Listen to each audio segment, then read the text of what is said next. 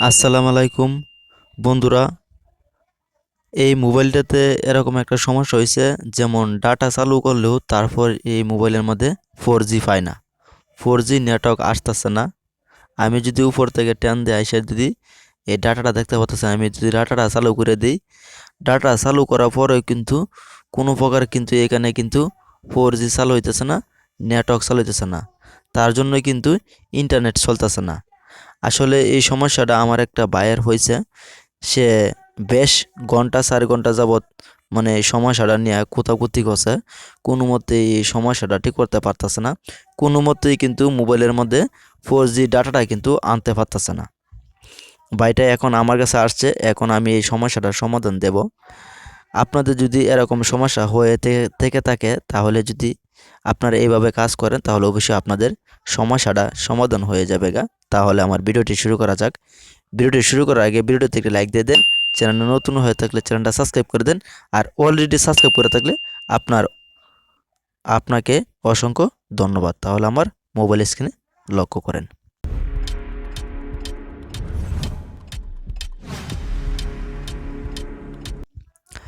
বন্ধুরা, আমরা কি করব, উপর থেকে যে অপশনটা রয়েছে, আমরা উপর থেকে এখান থেকে টান দেব। টান দেওয়ার পরবর্তীতে যে ডাটা যে নেটওয়ার্ক মোড বলে রয়েছে, আমরা এখানে সাব দিয়ে ধরবো। সাব দিয়ে ধরার পরবর্তীতে সবারই উপর নিচে থাকতে পারে এই সেটিংসটা, যে আমি রবি সিমটা ব্যবহার করি। এই সিমটা আপনারা এখানে ক্লিক দিয়া এখানে ধরবেন। এখানে ক্লিক দিয়ে ধরার পরবর্তীতে এরকম একটা ইন্টারফেস শো করবে।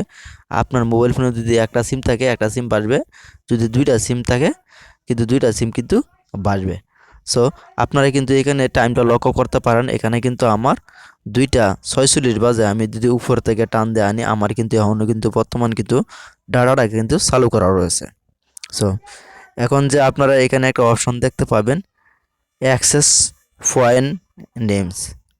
আপনারা উপর নিচে থাকতে পারে, অথবা সেটিংসের উপর নিচে থাকতে পারে অ্যাক্সেস পয়েন্ট নেমস যে অপশনটা দেখতে পাচ্ছেন, আপনারা এই অ্যাক্সেস পয়েন্ট নেমসে আপনারা এখানে ক্লিক করবেন।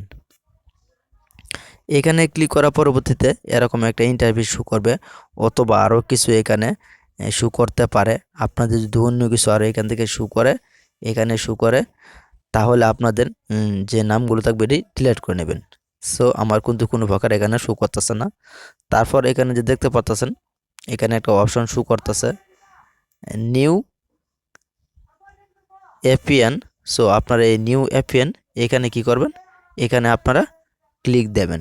সো এখানে ক্লিক দেওয়ার পরবর্তীতে আপনাদের যে সিমটা হয়, প্রথম যে এখানে দেখতে পারতেছেন নাম, সো আপনারা এখানে ক্লিক করবেন। এখানে ক্লিক করার পরবর্তী আপনার যে সিমটা হয়, যেমন আমার এটা রবি সিম, আমি লিখে নেব রবি রবি ইন্টারনেট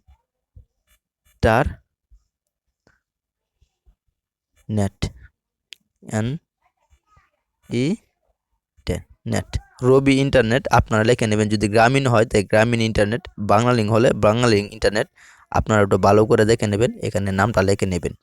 তারপর যে দেখতে পাচ্ছেন এখানে ওকে বাটন আপনারা এখানে ক্লিক করবেন। এখানে ক্লিক করার পরবর্তীতে আবার দেখবেন এখানে আরেকটা ইন্টারভিউ শো করতেছে এফএন।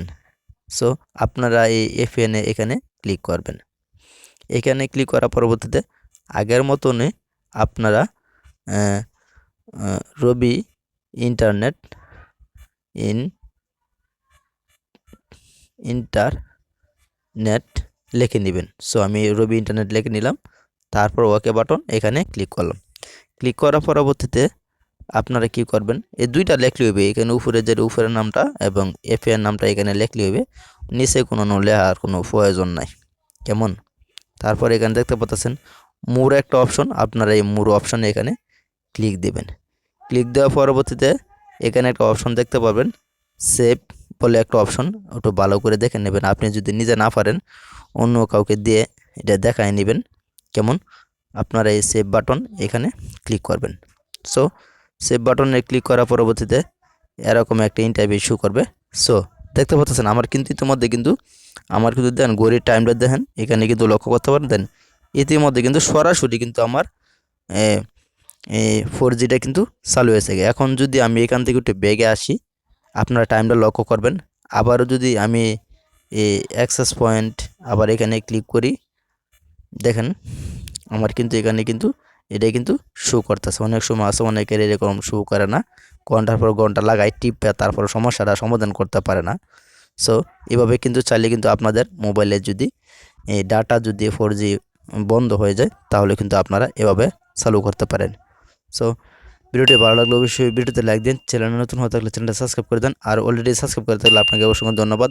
আর আপনার মতামত কমেন্টে জানিয়ে দেন।